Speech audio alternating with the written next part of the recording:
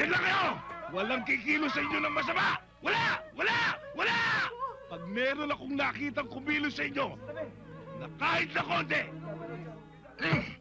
isasaksak ko to sa kanyang lalamunan! May kililing. Ikaw! Ako?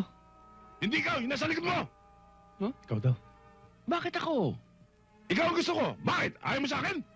Eh, gusto! Ikuha mo akong telepono! Relax ka lang. Kailangan lang dito konting psychology.